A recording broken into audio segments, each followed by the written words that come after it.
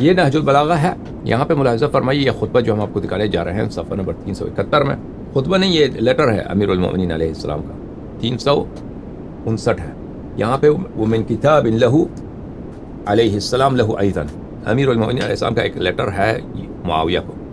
چاہیے اگلے صفحے میں ہے وقد دعوت الی الحرب، اے معاویہ تو نے مجھے جنگ کا چیلنج دیا ہے کہ میں اتنا بڑا لشکر لے کے آ رہا ہوں اور تیرے جنگ کو آ رہا ہوں، تو تیار ہو جا.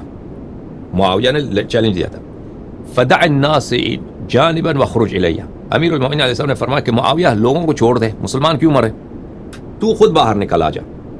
وقع فی الفریقین من القتال، دونوں فریق جو ہیں شام والے عراق والے، یہ جنگ سے ان کی جان بچ جائے، کیوں قتل ہو جائے، تو آ جا میں آ جاؤں، تو لشکر لے کے آنا.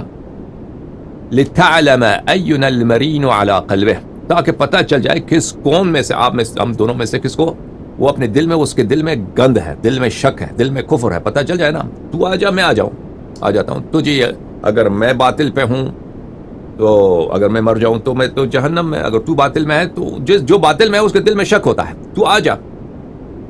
والمغطى على بصره، تاکہ پتہ چل جائے کس کے آنکھوں کے سامنے پردہ ہے.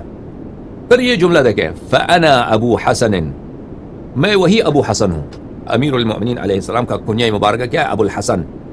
ابو الحسن، حسن علیہ السلام کے والد. انا ابو حسن، میں کون ہوں؟ میں ابو الحسن ہوں. قاتل جدک واخیک وخالک شدخا یوم بدر وذلک السیف معی، میں وہی ابو الحسن ہوں جس نے تیرے جد، تیرے نانا کو، نانا یعنی ہندا کے والد، واخیک ابو سفیان کے بڑے بیٹے کو، وخالک ہند کا جو بھائی تھا، تیرے ماموں کا، شدخا یوم بدر، شدخ بولتے ہیں قاتل، شدخ بولتے ہیں ایک ہالو چیز، اور انگلش میں بولتے ہیں ہالو، ایک ایسی چیز جو اندر سے وہ خشک ہو نا، اندر سے اس کو مار دیں وہ ٹوٹ جاتا ہے نا، بالکل وہ ٹکڑے ہو جاتا ہے. میں وہی ہوں جس نے تیرے جد کو، نانا، تیرے بھائی، تیرے ماموں کو یوم بدر جنگ کی لڑائی میں میں نے ان کو قتل کیا تھا. ایسا قتل کیا تھا جیسے آپ کسی خشک چیز کو توڑتے ہیں نا، وہ ٹکڑے ٹکڑے ہو جاتے ہیں، میں نے ان کو اسی طرح اڑایا تھا. وذلک السیف معی، اور وہ تلوار ابھی تک میرے ساتھ ہے. وبذلک القلب القى عدوی، اور وہی دل ابھی میرے سینے میں دھڑک رہا ہے، وہی تلوار جس سے میں نے نانا کا، تیرے نانے کا، تیرے بھائی کا، تیرے ماموں کا قتل کیا تھا، وہ بھی تلوار میرے پاس ہے، وہی دل میرے سینے میں دھڑک رہا ہے. اس وقت سے اب تک مستبدلت دینا، میں نے کوئی دین بھی چینج نہیں کیا نا، معاویہ نے تو دین چینج کیا تھا نا زبردستی فتح مکہ کے وقت. ولست احدثت نبیا، اور کسی اور نئے نبی کا میں قائل بھی نہیں ہوا. معاویہ نے اس وقت سے دین چینج کیا تھا نا، یہ لوگ تازہ پر مسلمان ہوتے اس کے بعد. وَإِنِّي لَعَلَى الْمِنْهَاجِ الَّذِي تَرَكْتُمُوهُ طَاعِينَ وَدَخَلْتُمْ فِيهِ مُكْرِهِينَ، میں اسی دین اسلام پر ہوں جس کو تم نے شوق سے چھوڑ دیا تھا، اور اس میں آپ زبردستی داخل ہو گئے. میں اسی دین اسلام پر ہوں ابھی تک جس کو آپ لوگوں نے شوق سے، مرضی سے چھوڑا تھا، لیکن جب داخل ہوئے تھے تو زبردستی، کیونکہ فتح مکہ کے وقت معاویہ، ابو سفیان، یہ لوگ مسلمان ہوئے تھے. کیسے مسلمان ہوئے تھے؟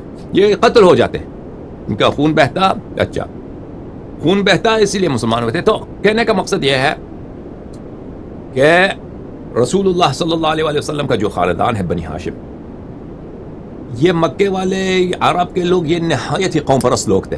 ان میں قبائلی سیاست بہت عروج، آج تک عروج پر ہے. ابھی تک آپ عراق میں جائیں، سعودی عرب میں جائیں، جو قبائل ہیں اور قبائلی جو پالیٹکس ہیں، اور ایک قبیلہ دوسرے قبیلے کے خلاف مثلا اگر کوئی بات ہو جائے، دشمنی ہو جائے، تو ان کے مشائخ، ان کے بزرگ آتے ہیں، آپس میں صلح کراتے ہیں. یہ آج تک جاری ہے. سمجھ میں آ رہی نا بات آپ کو؟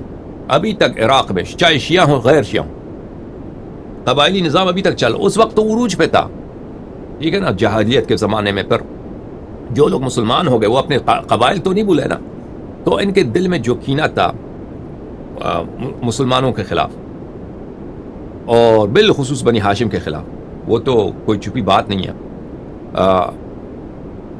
مثلا میں آپ کو ایک واقعہ سناتا ہوں. جب واقع حرہ پیش آیا، واقع حرہ پتہ آپ کو نا، مسلم ابن عقبہ کو یزید نے مدینہ کی طرف بھیج دیا، اور 3 دن کے لیے اس نے مباح کر دیا مدینہ والوں کا کہ ان کے عورتوں کے ساتھ تم جو مرضی کرو، ان کے مال جتنی مرضی تم لوٹ لو، اور ان کے مردوں کو جتنی مرضی تم قتل کرو. یہ تو سب جانتے ہیں کہ الا ماشاء اللہ، یہ تو تاریخ کا ہے، سنت 63-64 ہجری کے یعنی واقع کربلا کے 2 سال بعد یزید کے فوج مدینے میں داخل ہو گئی اور وہ قتل عام کیا، صحابہ مہاجرین انصار کا وہ قتل عام کیا، ان کے عورتوں کے ساتھ، ان کی بیٹیوں کے ساتھ ریپ کیا، زنا بالجبر کیا، الا ماشاء اللہ ہزاروں کی تعداد میں بچے پیدا ہو گئے اسی زنا سے مدینہ منورہ میں۔ یہ تاریخ کا حصہ ہے، ابھی میں کبھی دکھاؤں گا انشاءاللہ تبارک و تعالی۔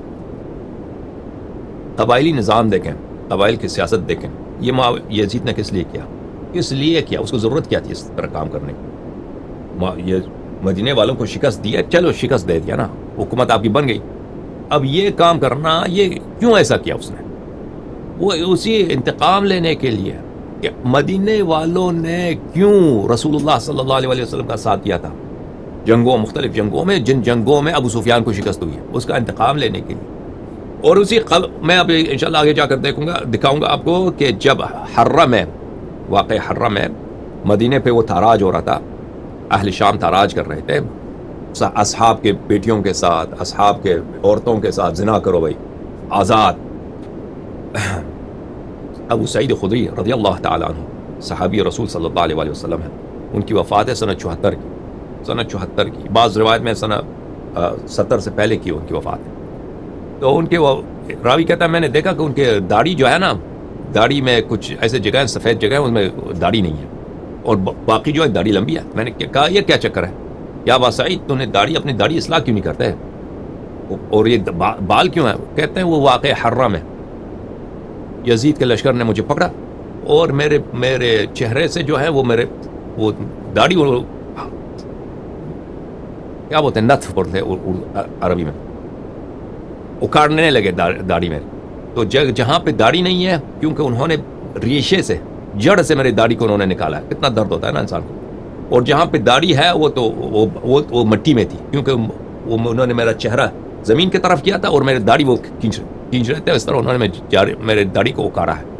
تو میں ابھی اس داڑھی کا اصلاح نہیں کروں گا، میں اسی حالت میں مرنا چاہتا ہوں کہ یزید کے جیش شکایت کے لیے۔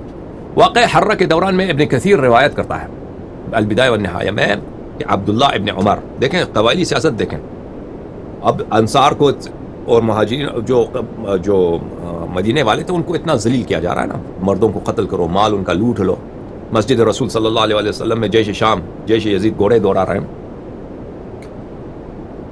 وہاں پہ وہ پیشاب بھی کر رہے ہیں۔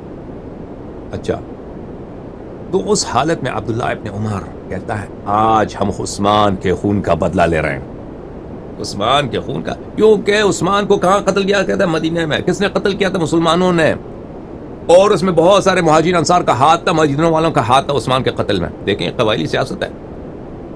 اچھا، اب آپ یاد رکھیے کہ امام حسین علیہ السلام جو ہیں، یہ جو ہے مدینے میں رہتا ہے، یزید خلیفہ بن چکا ہے یا خلیفہ بننے والا ہے، ابھی اس کے ایام کے ابتدا ہے۔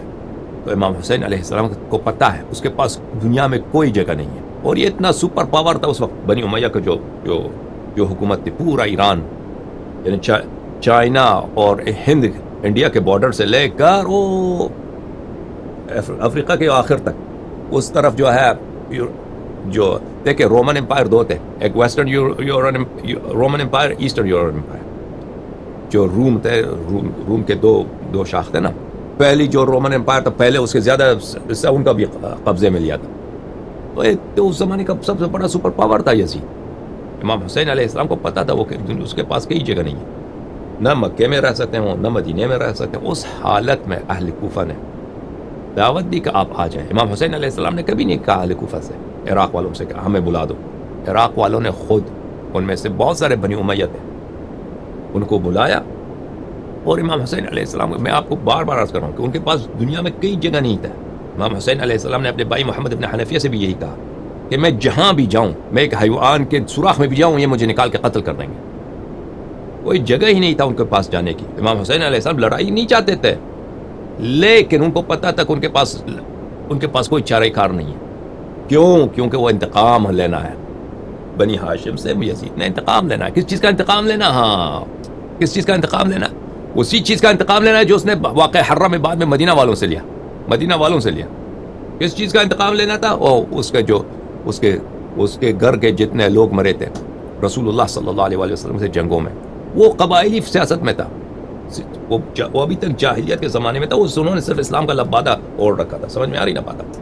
تو اس وقت کوفے والوں نے امام حسین علیہ السلام کو دعوت دی. تو امام حسین علیہ السلام کے پاس اتنے ان کے خطوط آئے کہ آپ عراق آ جائیں, ہم آپ کے ساتھ ہیں. تو امام حسین علیہ السلام کو پتہ بھی تھا کہ یہ لوگ وعدہ وفا نہیں کریں گے, لیکن ظاہری طور پر ایک اتمام حجت ہو چکا ہے کہ آپ کے پاس اتنے لشکر ہیں, اگر وہ نہ بھی جاتے نا, فرض کریں وہ مکے میں شہید ہو جاتے. تو لوگ سب یہی کہتے آج دنیا میں ملامت کرتے کس کو, امام حسین علیہ السلام, کہ دیکھیں ان کا جو سب سپورٹر تھے عراق میں تھے, ہزاروں کی تعداد میں ان کے پاس لشکر تھے, وہ نہیں گئے. تو ان کی اپنی غلطی ہے, مکے میں رہے, وہاں پہ مکے میں حرم کی بھی بے حرمتی ہو گئی ان کی وجہ سے, وہاں پہ خون بہا ان کا. اور وہ عراق جاتے تو ان کی اپنی حکومت بن جاتی, پھر وہ یزید کو شکست بھی دے سکتے. ٹھیک ہے نا. تو اس لیے امام حسین علیہ السلام, اصل قضیہ یہ ہے کہ ایک تنہا رسول صلی اللہ علیہ وسلم کے نواسے, ان کے فرزند, ان کے وسیع, نہایت تنہائی کی حالت میں مسلمانوں نے ان کو چھوڑ دیا ہے. اور جو لوگ ان کو وعدے کا دعوت دے رہے ہیں, معاف کیجیے, ان کو دعوت دے رہے ہیں اور ان کو وعدے دے رہے ہیں, نصرت کے وعدے دے رہے ہیں, وہ بھی بے وفا ہیں, وہ بھی سچے نہیں ہیں. لیکن اگر اسی کو بھی عمل نہ کریں, بعد میں تاریخ ان کو ملامت کرے گی. حجت ان پہ تمام ہو چکا ہے, اس لیے وہ کوفے کی طرف گئے. اصل حقیقت یہ ہے کربلا کی داستان.